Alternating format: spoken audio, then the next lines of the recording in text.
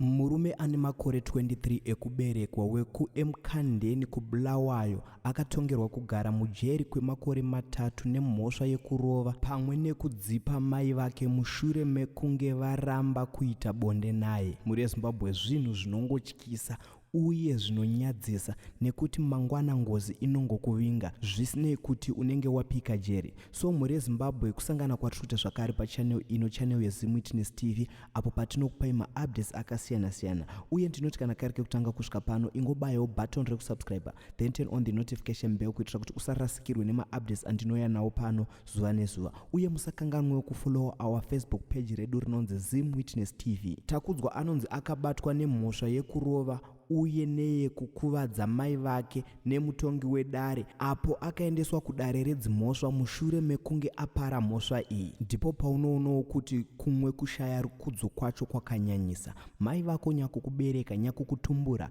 ndiwo waunoshedza woti amai uyai ndirare nemi. Ameno kuti madrugs here, mushonga here, chii? Kushaya rukudzo here, imhepo here? Munhu akaita saamai haasi wekutamba naye mutambiro wakadaro. Unopara ngozi, wapara ngozi vachingonzi vafa chete, unopedza dzinza rese nekuti vanenge vachida kuti ndinoda kuripwa, uye unoita rombe zvisinei kuti unenge wapika jeri asi mutongo wako unenge wakakumirira. So muri yeZimbabwe uriwe mutongi wenyaya iyi unoitongawo sei? Ngatisangane mucomment section tichimbozeya zeya.